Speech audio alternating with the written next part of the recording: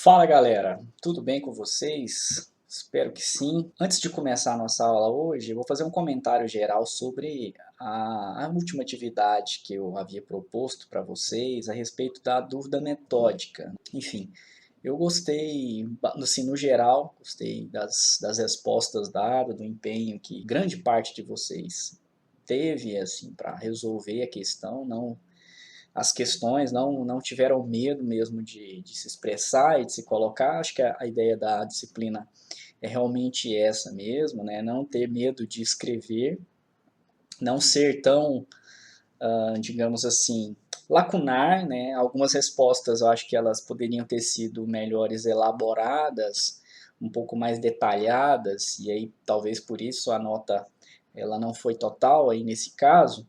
Tivemos também algumas incorreções e alguns problemas, e de alguns dessas respostas incorretas ou parcialmente corretas, eu gostei bastante.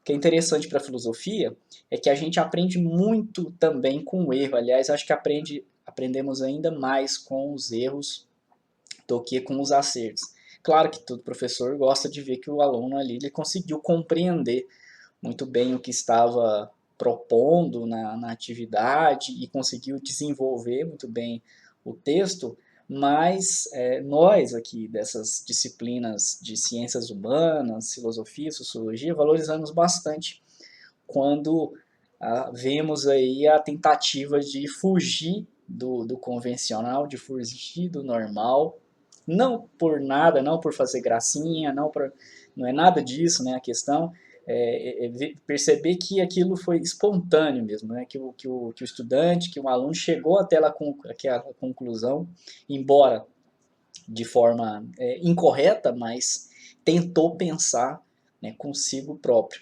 E nessa aula aqui de hoje, especialmente, a gente vai falar sobre os elementos da lógica. Nós já estamos falando sobre a lógica aqui desde a aula passada, mas nós vamos ser ainda mais específicos, ainda mais detalhados a respeito do funcionamento da lógica aristotélica, que é o que a gente vai tratar aqui hoje, e da lógica em si, desses elementos da lógica, que vai ajudar, inclusive, a clarificar alguns dos erros que aconteceram nessa atividade e que são bastante comuns à maioria das pessoas, né? Enfim, então, posto isso, eu digo para vocês não ficarem preocupados em relação à presença, à ausência. No dia que nós tivermos atividades, eu vou lançar as presenças e ausências de acordo com se a pessoa fez ou não fez a atividade. E no dia que nós não tivermos essa atividade proposta a respeito de uma aula determinada, vou lançar a presença para todo mundo. Então, não fiquem preocupados com isso, que ninguém vai sair no prejuízo nesse sentido. É muito mais importante você, de fato, pesquisar, ler, enfim, assistir às nossas aulas, já que a gente está aqui numa introdução. Então, também me parece que alguns estudantes tentaram resolver as questões sem passar pelas aulas e, obviamente, não deu certo, né? Ficou claro, né?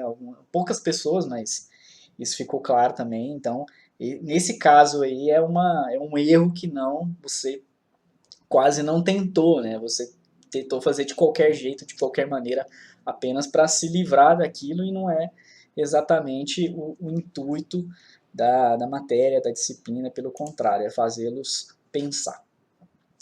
Então, feito esse preâmbulo longo aqui, a gente vai tratar nessa aula de hoje, eu acredito que na aula que vem também, esses elementos da lógica. Vamos ver se a gente consegue concluir tudo nessa, mas acredito que não e também não tem preocupação. Na próxima, se não der, na próxima a gente termina. Enfim, na aula passada nós havíamos tratado da descoberta da lógica, do encontro da lógica, da discussão a partir dos filósofos gregos antigos, né? Vimos lá com Parmênides e com Heráclito a discussão a respeito da transformação, do princípio do mundo, né? Da dialética ou da estabilidade, da imutabilidade das coisas, como pensava Parmênides. Falamos aí da dialética platônica, que era um método escolhido por Platão para conseguir, para tentar encontrar o que poderia ser a verdade ou a validade da argumentação. E vimos também que o Aristóteles ele vai propor uma metodologia, vai propor um instrumento diferente da dialética e que fosse mais preciso, mais exato, mais próximo do que nós temos aí na ciência contemporânea. E de fato a lógica ela é importantíssima para a ciência contemporânea. E hoje a gente vai estudar e adentrar mais a fundo da questão da lógica aqui aristotélica. Vai ser uma aula talvez um pouco chata, porque é uma aula, um conteúdo que eu considero difícil, mais árido na filosofia, mas extremamente importante.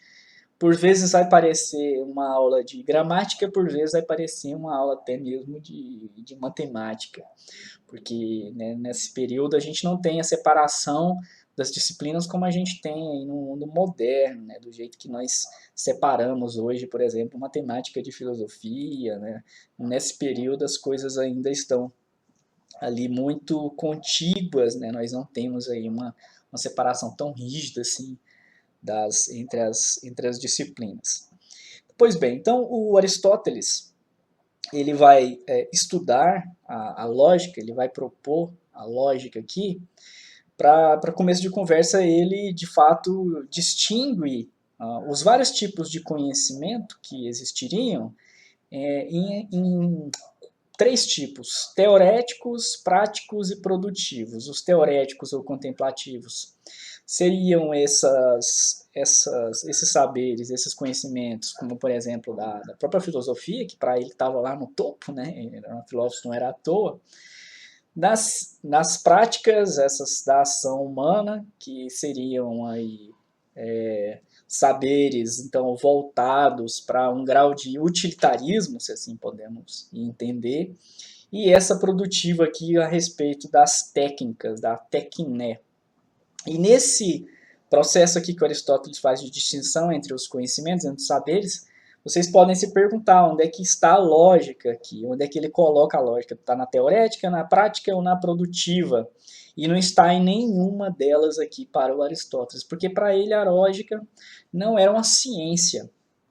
A lógica ela era um instrumento para ser usada por todas as ciências, né? Então ela não entraria aqui, justamente por ser essa questão do instrumento. O conjunto da obra do Aristóteles que pesquisa a lógica especificamente, ela é chamada de órgão, que significa nada mais nada menos do que instrumento em grego. Então faz sentido com o próprio pensamento do autor assim ser tratado. E ele vai colocar aqui algumas das características da lógica. Não precisa vocês decorarem tudo isso, mas é necessário que vocês conheçam essa discussão, esse debate. Então ele vai dizer, a lógica ela é instrumental, porque ela seria então basilar, como esse instrumento utilizado pelas ciências, pelos saberes, pelos conhecimentos, para verificar, né, o pensamento de forma, e dizer o pensamento, expressar o pensamento de forma correta, né? Então uma união entre pensamento e expressão, e essa vai ser, acho que o grande mote aqui também da lógica aristotélica, e é para a formulação de verdades. A lógica ela é formal porque ela se preocupa apenas com o quadro geral construído para expressar o pensamento e não o pensamento em si. Então, diferentemente da dialética, que, por exemplo, tentava encontrar a verdade a partir dos conteúdos dados, né, entre as pessoas que estavam expressando uma opinião, um falava uma coisa, outro falava outra. Então, a partir do que cada um falou, a gente vai tentar encontrar a verdade aqui. Por Aristóteles, não, né? A lógica é diferente. Ela não está preocupada com esses conteúdos. Então, ele vai tentar construir aqui algo que seja uma forma pura para tanto a respeito dos pensamentos e também a respeito da linguagem, codificando esse pensamento, né, em forma de idioma, enfim, sendo oral, sendo escrito. A lógica para ele também, ela é um saber que ela é primeiro, ou seja, no sentido de que é algo que você precisa aprender antes, então ele é propedêutico nesse sentido, né? São esses conhecimentos que você precisa ter previamente para poder conhecer, para poder formular um saber, um conhecimento a respeito disso. Ela é normativa, porque ela vai fornecer princípios, leis e regras, né, as características aqui da lógica que a gente tem. Leis, né, leis não vão entender que leis no ponto de vista do direito, mas leis no sentido da física, por exemplo, leis da gravidade. Quer dizer, os caras tentavam encontrar ali uma regra que ela fosse universalmente válida, né, para vários lugares, para todos os lugares, né, essa ideia aqui do Aristóteles com a lógica. Ela traz também a chamada doutrina da prova, que são as condições e os fundamentos, os princípios para qualquer demonstração para uma produção de prova. Então você precisa demonstrar algo. Então como que é que eu faço essa demonstração? É a lógica que vai te fornecer esses princípios através dos quais você precisa seguir para atingir o conhecimento verdadeiro. E a lógica para o Aristóteles é uma lógica geral e atemporal, ou seja, elas não dependem nem do tempo, nem do lugar, nem da circunstância, nem das pessoas. Uma das respostas, inclusive, né, propunha que a ciência ela seria uma forma relativa a cada época, a cada lugar. Não está errado essa afirmação da pessoa, do estudante que disse isso, que a ciência ela varia conforme o tempo, o lugar, a sociedade, as pessoas. Não está errado. Só que do ponto de vista do Aristóteles, aqui da lógica dele, não poderia ser assim. Seria necessário que a lógica ela tivesse aqui um caráter geral e atemporal, que a mesma coisa que ele inventou lá há 5.000 anos antes de Cristo valesse para a nossa época. Não os conteúdos, né, é isso que ele está dizendo, mas os princípios, os instrumentos, o caminho através do qual você consegue produzir conhecimento verdadeiro e válido. Então, nesse sentido, sim. A proposição, o que é a proposição? Ela é o objeto da lógica. Do mesmo jeito que a vida é o objeto da biologia, a sociedade, as relações humanas, o comportamento humano é o objeto da sociologia, né? A proposição ela é o objeto de estudo da lógica, né? Ela está aqui entranhada na lógica, é preciso se entender. Não necessariamente do ponto de vista do Aristóteles, porque, como nós já percebemos, ele não vai dizer que a lógica é uma ciência, mas um instrumento. Mas, do ponto de vista geral, atual da lógica, então a gente poderia considerar ela como, não como uma ciência, mas como um saber, como um conhecimento do qual o seu objeto é a proposição. E o que seria a proposição? A proposição é o ato, a ação de você atribuir uma determinada característica, uma determinada qualidade para uma pessoa, para um ser, ou você negar essa coisa. Então eu coloquei aqui como exemplo, né? Você está uma afirmação: o aluno é inteligente. Então isso é uma atribuição de predicado, isso é uma atribuição de qualidade. Ou o aluno não é inteligente, também é uma atribuição de qualidade. Então qualidade aqui a gente não está falando só das coisas que são boas, né, mas está falando das características, né, dos predicados em geral. Então é importante a gente levar aqui a regra da gramática mesmo. Sujeito e predicado, isso vai nos ajudar aqui na lógica. E a proposição, ela é essa expressão linguística, essa expressão que vai através de um texto, que vai através de uma fala, a partir do que o juízo formulou. Então, o juízo você formula na sua cabeça, é um ato mental, você não necessariamente expressa ele. Quando você vai expressar esse juízo, aí ele vira uma proposição, que é exatamente isso, você apontar as coisas e dizer isto é aquilo, aquilo é outro. Então, estamos aqui dentro do caráter da proposição. Quando você começa a encadear esses juízos, ou seja, você começa a relacionar duas ou três coisas ou mais coisas, você vai formar um raciocínio. Então, esse raciocínio seria também um ato mental aqui de encadeamento das proposições. Quando você expressa isso através da linguagem, isso vira um silogismo. É um termo aqui que o Aristóteles vai usar, um conceito que ele utiliza. Então, silogismo é esse encadeamento de proposições, de uma, duas, três ou várias proposições, do qual você chega a uma determinada conclusão. Ou seja, ele é um raciocínio em que você chega a uma conclusão e ele é expresso através da linguagem, através da fala, da escrita e de outras formas de linguagem, né, linguagem de sinais e por aí vai. Então, a lógica, ela estudaria esses elementos que vão constituir as proposições em si, os tipos de proposições e também os tipos de silogismos que existem. Então, não existem só silogismos que são coerentes, verdadeiros, corretos. Não, a gente está todo momento formulando silogismo, formulando proposições e elas podem ser inválidas, né? Muitas são inválidas. E a lógica também vai estudar os princípios, então, que as proposições e os silogismos precisam seguir para se tornarem verdadeiros, que é o mais importante no final das contas. É o que os caras estão procurando, estão buscando aqui. Adiante, Aristóteles vai dizer, né, que as proposições, né, elas são compostas por termos ou categorias, tanto uma coisa como a outra. Então, ele vai estabelecer 10 termos ou categorias que estão presentes nas proposições. Então, a categoria de substância, que vai identificar a natureza de uma coisa, por exemplo. Então, Sócrates é a substância de alguém, né? Homem, animal. Então, é mais ou menos como se fosse o substantivo aqui, a substância. Quantidade pode ser de altura, de distância, volume, vocês possam imaginar. Qualidade, aqui no qualidade, são aquelas características, são esses predicados que são aí azul, grego, feio, bonito, então qualidade no sentido que é uma característica, né? Não necessariamente é uma coisa boa.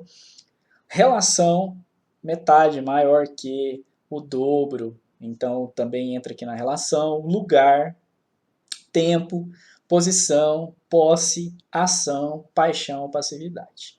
Não vou pontuar um por um, porque já está escrito aí. Eu estou fazendo um material bem detalhado para também auxiliar vocês nos estudos, também depois, quando forem estudar para prova, para teste, também poder estudar através dos slides que eu vou depois deixar disponibilizado para vocês.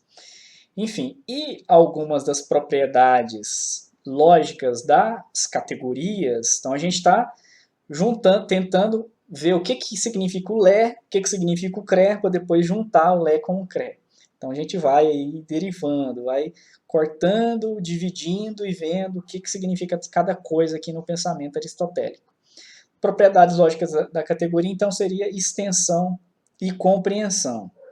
A extensão, ela seria um conjunto de termos e de objetos que são designados por uma categoria, como, por exemplo, quando eu quero, como eu quero dizer, um termo aluno, é uma categoria aqui que a gente entra na ordem da substância.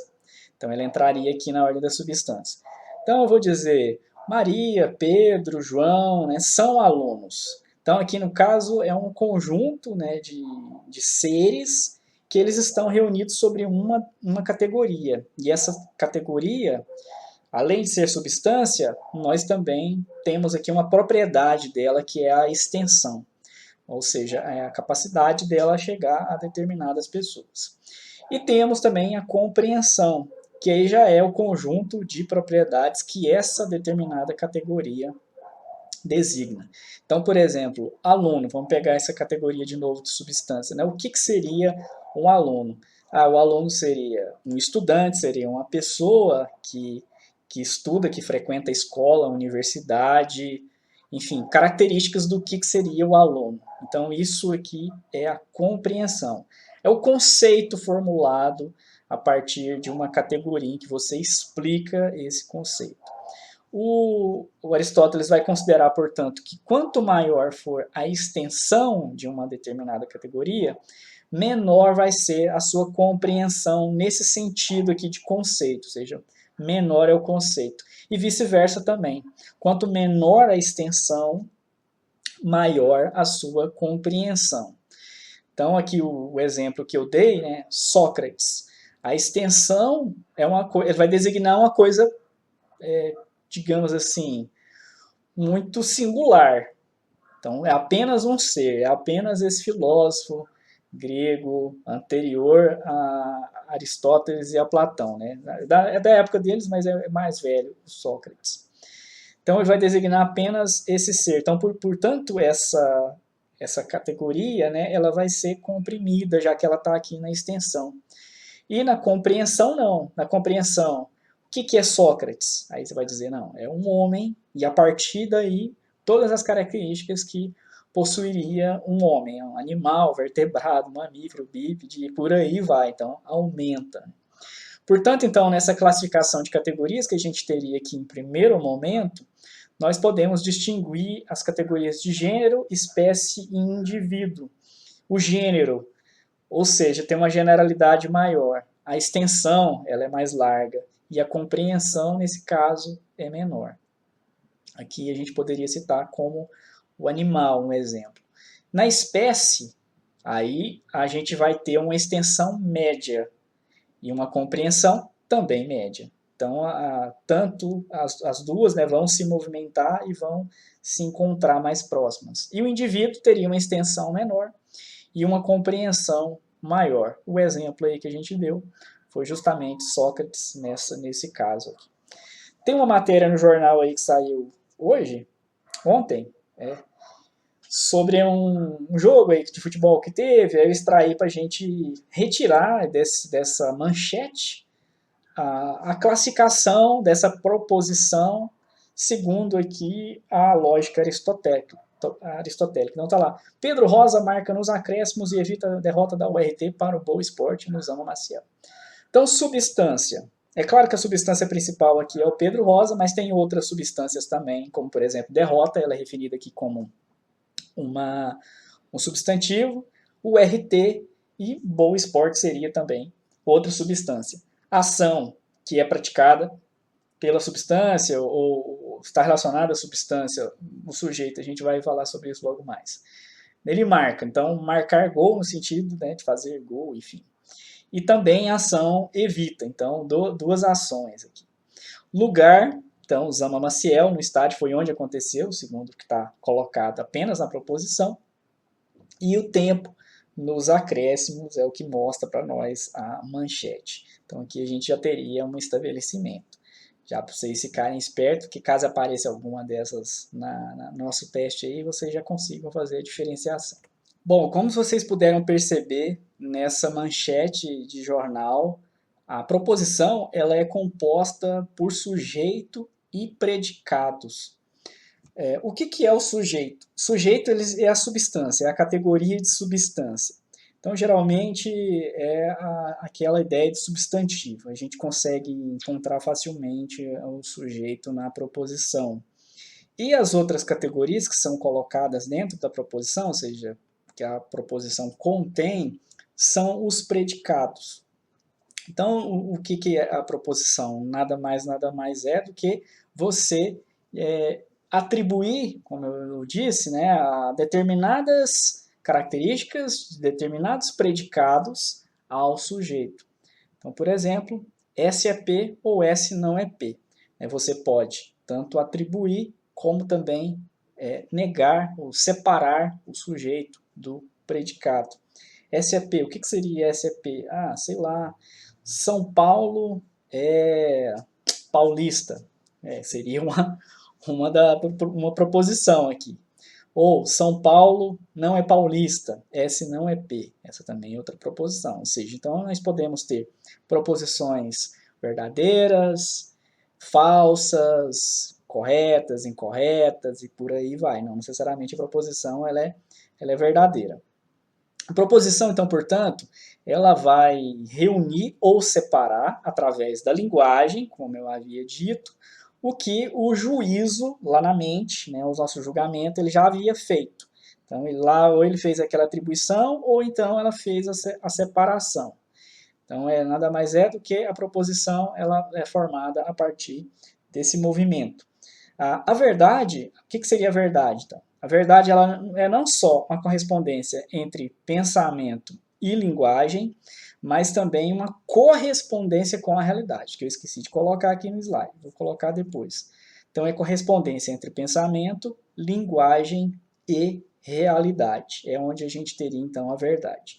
E a falsidade seria a não correspondência entre pensamento, linguagem e realidade. Então, também é necessário mais do que simplesmente falar, né? Falar até papagaio fala, mas não basta isso para a filosofia, para a gente formular conhecimentos aqui válidos, verdadeiros. E aí nós vamos ter também os tipos de proposição conforme o ponto de vista, portanto, do sujeito, nessa ideia aqui de sujeito e predicado. No caso do sujeito, nós teremos a proposição existencial, que é você declarar existência, paixão ou ação ou posição. Paixão é aquilo que a gente tinha retomado aqui nesse slide. Né? Paixão ou passividade não tem nada a ver com estar apaixonado, não é nada, é algo que a gente sofre. Né? Tem um pouco a ver com isso. Né? O patos tem a ver com isso, mas não expressamente, não literalmente. Então, seria, por exemplo, declarar a existência, o homem anda, declarar uma ação, o homem é, o que ele é? Então, ele existe. O homem é do campo, como está aqui, o homem é da escola, você coloca ali a proposição que você quiser. E a proposição predicativa é que ela vai atribuir algo ao sujeito através do verbo de ligação ser. Então você atribui, por exemplo, uma característica de justiça a um determinado homem. Né? O homem é justo. Então essa aqui é a proposição predicativa e não uma proposição existencial. É a diferençazinha entre as duas. E as proposições elas também vão se diferenciar, elas vão ter que sofrer classificações, segundo Aristóteles, entre afirmativas e negativas, que as afirmativas seriam quando você atribui algo a determinado sujeito. Então, por exemplo, o homem é justo, seria uma atribuição aqui negativa da parte da qualidade. Ou quando você faz uma... Não, desculpa, gente. Afirmativa, o homem é justo. Negativa seria o homem não é justo. Então, dentro aqui da classificação de qualidade, nós vamos ter essas duas diferenças. E também a proposição vai se classificar em relação à quantidade. E a quantidade ela se distingue em três: universais, particulares e singulares. As universais elas vão se referir à extensão total do sujeito.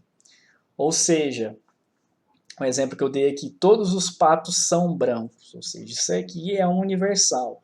Ou ela pode também ir pela função negativa, né, que é nenhum pato é branco.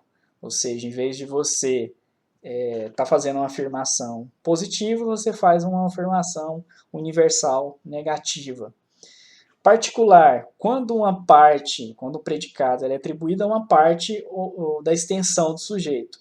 Por exemplo, alguns patos são brancos. Então, particular nesse sentido, uma parte dos patos é branca, né? São brancos. Outra parte pode ser que não seja. E aí, nesse sentido, você também pode dizer alguns patos não são brancos, que também é questão de quantidade a partir dessa noção de particular. E no caso do singular, quando esse predicado ele vai ser atribuído a um único indivíduo em específico. Então você olha um pato, lá você aponta. Este pato é branco, não necessariamente os outros vão ser brancos, nada disso. Então tem que tomar cuidado exatamente com algumas afirmações que partem de uma proposição que ela é singular e tenta generalizar para o todo. Esse é um problema, né, de silogismo que a gente vai ver, né, um silogismo que parte de premissas falsas, né? Então, na próxima aula a gente vai ver aqui os problemas da falácia filosófica a partir dos silogismos, das construções dos silogismos. E esse é um exemplo muito comum que a gente vê. Por exemplo, na questão da frase lá do Descartes, né, que penso, logo existo. Você não pode concluir a partir daí, então, portanto, que quem não pensa não existe. Né? Ele não falou isso. A afirmação dele foi penso, logo existo. Mas ele não disse quem não pensa não existe. Não foi essa a afirmação. E nós não podemos deduzir isso, induzir isso da lógica. Não dá para fazer essa afirmação. Porque tudo bem, todas as pessoas que pensam, então existem. A gente poderia tirar aqui da frase do Descartes. Mas nem todo mundo que não pensa não deixa de existir, né? Então, assim, é o contrário aqui, o oposto. É uma falácia lógica, isso. Enfim, por hoje é só.